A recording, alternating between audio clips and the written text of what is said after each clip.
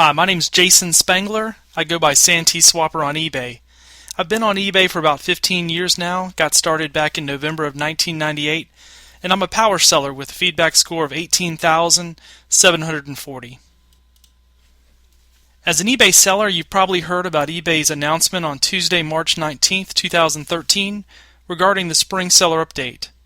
The question you now have is, what does it mean to my business and what changes, if any, do I need to consider? Now, I'd like to tackle that question because, like you, I'm an eBay power seller and I need to find out those answers as well. Do I stay put and just let the changes roll over on May 1st? Or are there things I can be doing now to shift my selling strategy to take advantage of the new landscape that eBay is putting in place soon? As I've spent the better part of a day researching this question, I think the seller update is significant enough that we all need to evaluate what we do moving forward. Previous seller updates have dealt with some minor rule changes or things that were inconsequential to my core business on eBay. However, this update, eBay is making drastic changes to the fee structure, and you better believe that is going to affect your bottom line. So, are these changes going to help or hurt me? Well, let's dive in and find out. Let me preface this post by saying that in the summer of 2012, I aired an episode of my Scouting Hot Finds radio show in which I talked about selling on eBay. One major focus of this show was to break down the fees. My central question was, can you make money selling $5 items on eBay? Now, rather than rehash that content, I'll invite you to listen to the archive of that show. However, a relevant takeaway from that show was the very day that I recorded it, my own business on eBay changed forever. After crunching the numbers, I decided that subscribing to an eBay premium store at $49.95 a month was a mistake. I had about 300 items listed in my store, and that very day I pulled all of those listings down and closed the store. Now, mind you, this was a store that I had maintained for close to a decade, so this was no small tweak in my plans. Instead, I decided to move in a new direction with building a new selling platform off eBay. In fact, with the help of some other sellers, I did a follow-up radio show titled eBay Alternatives because so many of us were fed up with eBay stores. So as I read the first bits of the 2013 Spring Seller Update, my ears perked right up. Did they just say free listings for store owners? A major gripe that led me to close my eBay store was it seemed like you could get a better deal out of eBay by not having a store. As you may know, standard sellers that don't subscribe to a store can actually get 50 free auctions per month. At the time, store sellers were shut out and were charged full price for insertion fees. So my strategy became to use my 50 free listings and to take advantage of eBay listing specials to live strictly in the auction world on eBay. By being patient, I could avoid most listing fees and only pay when an item sold. To me, the pressure on eBay store owners did have very real consequences. I've been blogging and writing in the forums about eBay since 2006. Over the last 5 years, I've noticed a steep decline in the number of sellers in my main category, which is collectibles and then on down to Boy Scouts, that attempted to keep open a large eBay store. At the time of writing this post, there are 15 eBay sellers in the Boy Scout category who maintain eBay stores with 1,000 plus items. My prediction is this number will increase dramatically over the next year as the new changes begin to impact how sellers act on the site. So why do I think there will be more stores and possibly more items being listed in the coming months? Well, first, let's take a look at the new fee structure compared to the current one that is being retired. The chart I've created on my website is pretty self-explanatory, other than the column True Cost. Now, you won't find this on eBay's reference page, but I am attempting to account for the cost of free, which, as we all know, is anything but free. So the equation is the cost of the store divided by the number of free listings you are getting. So in my example, someone paying $19.95 for a basic store is essentially getting a discounted rate on their first 150 auctions or fixed price listings of 13 cents per listing as compared to the normal listing fee of 25 cents per item. Now, I'd like to offer some big takeaways I have as a result of reading the seller update, listening to eBay radio, and crunching the numbers. If you have some additional ones, I welcome you to leave them as comments to this post. Number 1. Auction versus fixed price. Seems to me that eBay is flattening the difference between an auction and a fixed price listing. In the past, there have been wildly different listing fees for selling with these two types of formats. For example, I recently sold pieces of a big collection using the fixed priced best offer strategy. As a seller who does not subscribe to a store, I was hit with a 50-cent per listing fee. As a standard seller, I did qualify for 50 free auctions per month, but this did not apply to fixed priced items. Now it will. Notice that under the new fee structure, not only does the distinction between auctions and fixed price disappear from the free listings offer, but the listing fees have also flattened to 30 cents. So to a standard seller, there is essentially no difference between the two. The 10% final value fee is a compromise between the 9% that I used to pay for auctions and the 11% I used to pay for successful sales of fixed-priced items. I, for one, really like the effect of neutralizing this carrots and stick approach that led me to making the selling decisions based on fees.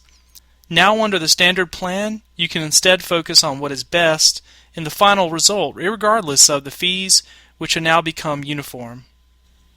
Number 2. Prepay for discounted listings.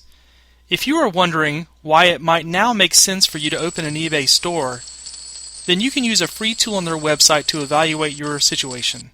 The fee illustrator will crunch hypothetical numbers for you and let you see the results. However, for me, it comes down to this. If I know about how many auctions or fixed price listings I run per month, can I save money on listing fees by subscribing to a store? If you follow the chart that I've laid out on my website, you can see that essentially you can prepay a discounted rate for listings in either format by opening a store. In fact, even if you plan to only use the auction format, you might still want to subscribe to a basic or premium store because the per listing fee will be discounted. For example, if I'm a seller that typically runs 100 auctions per week, let's assume that's 400 a month. Let's crunch the numbers and see what happens. If I'm a standard seller, I will get the first 50 for free, and then I'll pay 30 cents per listing for the rest. That comes out to $105 in listing fees. For those listings that sell, I will incur a 10% final value fee. Now contrast that with using the same strategy, but subscribing to a premium store. Up front, I will pay $59.95. But now all 400 auctions are covered in my 500 free listing bonus. Instead of paying $105, I've saved 43% on listing fees on top of getting a better deal on the final value fee, which is just 9% for store owners. Now if by chance you also subscribe to eBay's Selling Manager Pro, such as I do, then that's another $15.99 in savings because a premium store subscriber gets it for free. Altogether, for me personally, the difference would be $61.05, which is more than a 50% difference in my favor. Those kind of numbers get into the no-brainer realm of whether this new fee structure would lead me to make a change. Number 3. To go big or not. As I've mentioned before, there are not many sellers in the Boy Scout category that I live in which have eBay stores with more than 1,000 items. However, that doesn't mean there aren't lots of sellers who could have big eBay stores but have chosen to not go that route. Let's now look at these numbers and run the figures for a scouting friend of mine, Mark Graff, eBay seller 2003 HD man. Currently he has the largest store in my category. I'll assume that he has a premium store because under the current fee structure I don't know anybody shelling out for an anchor store. So right now, Mark pays $49.95 per month and 5 cents per fixed price item fee. With a store weighing in at 7,146 items, my guess is he's paying right about $407 in fees every month just to keep the lights on. Under the new fee structure, he could subscribe to an anchor store, which would cost $199.95. He'd take his 2,500 free listings. Then to get the rest of his items up would cost him the same 5 cents per listing. In this scenario, he will come out at around $430 in fees to accomplish the same goal. Yeah, a few dollars more, however. He is interested in mixing in some auctions. He can get those now for just 10 cents each with an anchor store. But if Mark decides just to stick with the premium store level that he's now on, it's going to cost him. Under the new regime, his comparable fee would be around $725. So if Mark listens to my advice, hey buddy, are you listening? You can realize a 41% savings on listing fees by upgrading his store to an anchor store on May 1st. Either way, he will definitely enjoy the reduction of final value fees by 2%, down to 9% from where it was at 11% using this new fee structure. Number 4, the sweet spot. I think what every serious eBay seller has to do now is crunch some numbers and find their sweet spot. Again, the fee illustrator can help you with that, but I prefer an old-fashioned spreadsheet.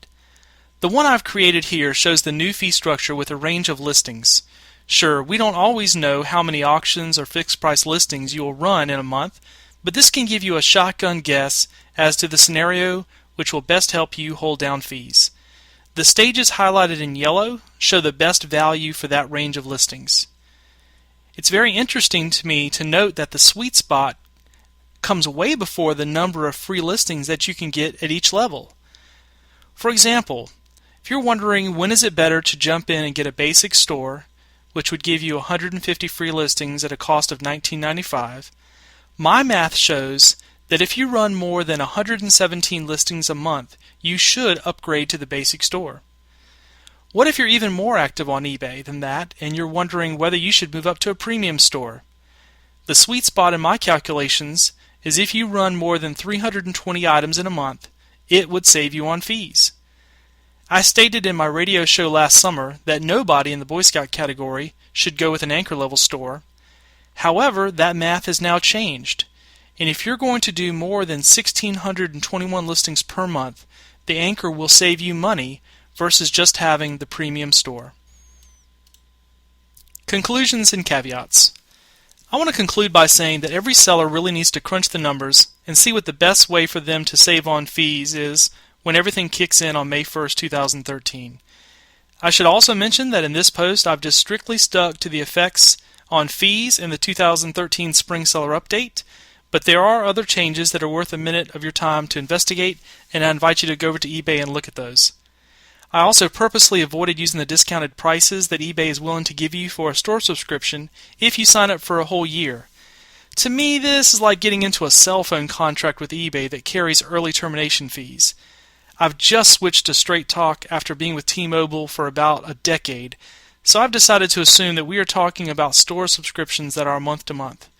You can save even more if you commit to a year-long subscription, but that's a very individual decision for your business. Personally, I'm going to go with a premium store on May 1st. I'm a pretty active seller, and by my estimates, as long as I'm launching between 328 and 1,621 listings on eBay each month, this plan will offer me the best savings. So, while I close down the Santee Swapper store in July of 2012, it looks like she'll be rising back from the ashes thanks to this new eBay fee structure. Who knows, I might even shift some of my off-eBay inventory back onto the site if things go well. I welcome comments on my blog site at scoutinghotfinds.com, but I will mention that I do moderate them to limit spam. Therefore, while I welcome you to post a comment, it will not appear until I'm able to approve it. Having said that, I would love to hear some feedback and what others have to say on this topic. Again, my name is Jason Spangler. I'm Santee Swapper on eBay, and my website is scoutinghotfinds.com.